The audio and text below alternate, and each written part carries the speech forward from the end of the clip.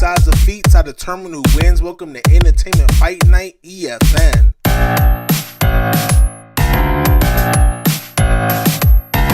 Hello, this is War with Words, and I bring to you EFN, Entertainment Fight Night.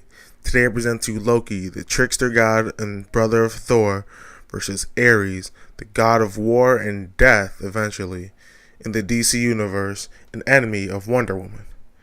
Now, this first video is going to be the argument for Loki, while the second video is going to be the argument for Ares, and the third video is going to determine who the winner is. Now, let's begin. Now, first I'm going to cover Loki is his physical abilities, something he's not really known for. For strength, here he's shown taking down Eric Masterson Thor with a few slaps, someone who survived hits from Gladiator and other Planet Buster type people, and he topples a building with just one punch. For durability, a blow that would have shattered a small mountain from Thor only dazes Loki. He survives being enclosed in millions of tons of earth by Thor. He easily tanks a hit from Eric Masterson Thor and then entraps from a sorcery right after. Spider-Man is shown not being able to hurt him, and Spider-Man is able to hurt the likes of Hulk and Thor at times, at least a little bit. Iron Man just punches him in the face and doesn't faze him. Here he tanks a barrage of punches from Thor and is pretty much still up and able to move. Next, he survives a blast from Surtur with the Twilight Sword, Surtur being a Skyfather on the level of Odin, and maybe even above it with the Twilight Sword. It's shown the Mandarin, the Iron Man villain, can't even hurt Loki with his blast. The magic blast has no effect on Loki.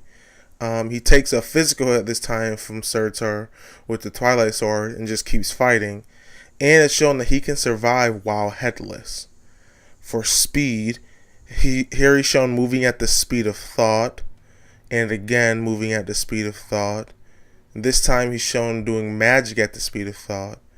And this one shows that his speed of thought is faster than lightning. Here he's fighting Silver Surfer and grabs him right out the air.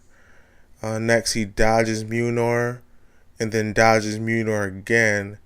And it shows that his perception is fast because he manipulates radio waves which move at light speed and redirect them towards Thor, Thor's human side at the time. And here he speeds around Surtur in the fight, and here he shows that he's too fast for Thor.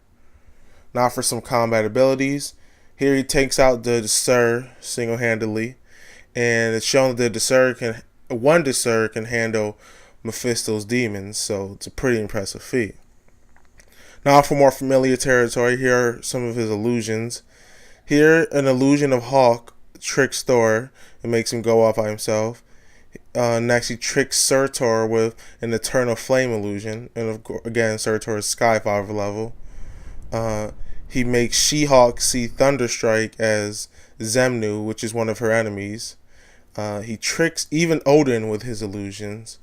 And related is invisibility and so on, where he can turn invisible with a spell, where Thor and Baldur and Sif can't even see him as he's right next to them. And it shows here that he can choose who sees him and who doesn't, as he shows himself to the storm, but Thor doesn't see him at all. And here he's invisible to even Mephisto, even though Mephisto did sense him. And this is in Mephisto's realm.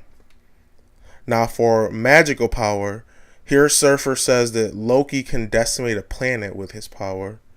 Next, Loki easily breaches Galaxus' barrier that Silver Surfer and even Doom with Surfer's powers couldn't penetrate.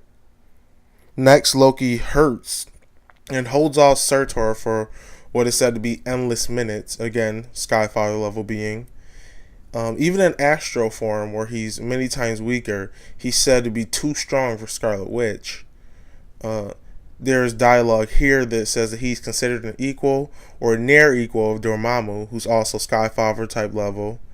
Next, he blasts both Betty Ray Bill and Eric Masterson Thor and KOs them. Next, he takes each of them out individually. This one Betty Ray Bill, the next one Masterson Thor. For more abilities, here's some cloning.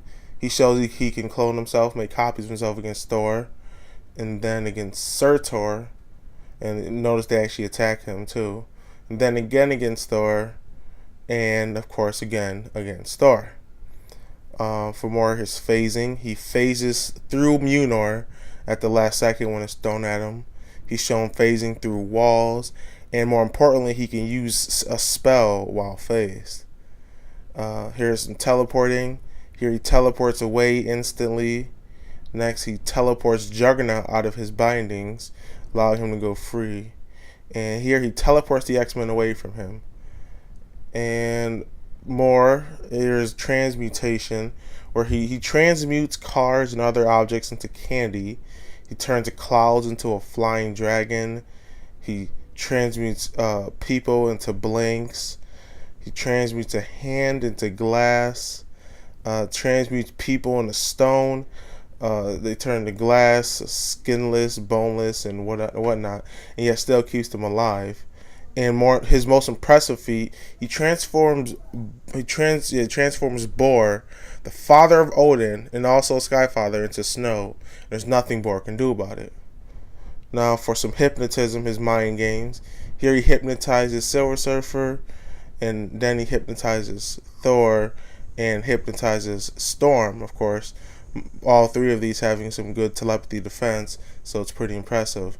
And just for some other spells of his, here he has a spell to slow your mind and your thinking, a spell to put you to sleep, and a distortion spell which distorts Bor, the Skyfather's reality, which is like a long-term illusion. So overall, Loki's a lot more versatile than the likes of Ares, so you'll see later.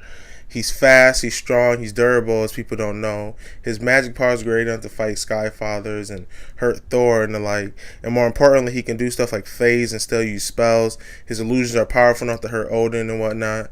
And Ares might not have a counter if Loki decides to just turn him into a chicken or something with his transmutation skills. And that's my analysis. You want to see more? Check out videos on my channel at War with Words at Daily Motion. And check out the site at warwithwords.com. That's warwithwords.com.